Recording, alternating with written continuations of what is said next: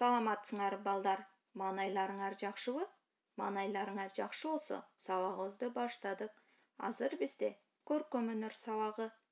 Балдар, көркөм өнөр сабагына керектелүүчү карандаш, түрк карандаш альбомдоруңарды даярдап алган болсоңор, сабакка көңүл бурабыз.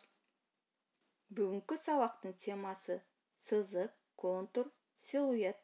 Бүгүнкү сабакта биз сызык, контур, силуэт жөнүндө маалымат алабыз. Сүрөт тартууда биз нерсенин формасын, эң обол анын көрүнгөн сырткы чектелиши боюнча көрүп кабыл кылабыз.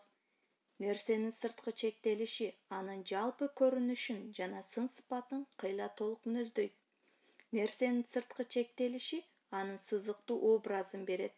Биз нерсенин көрүнгөн чектелишин канчалык так берсек, анын образы ошончолук түшүнүктүү болот. Биз жогоруда аныктагандай, ар кандай нерсенин образын бериш үчүн эң маанилүү болуп анын сырткы чектелиши алгачкы сызыктуу сүрөт эсептелет. Форманын сырткы көрүнгөн сызыктуу сүрөтү көбүнчө контурдук сүрөт деп атайбыз.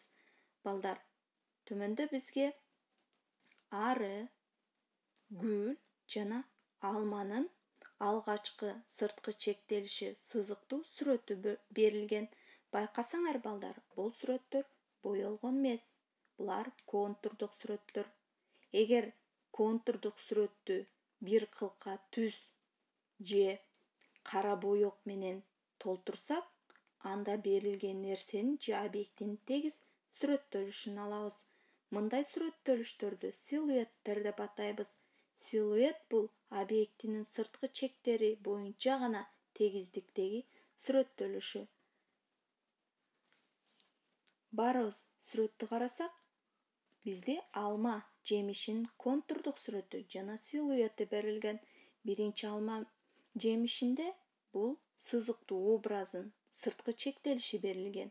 Ал эми экинчи силуэтинде аны кара боек менен толтурулган балдар.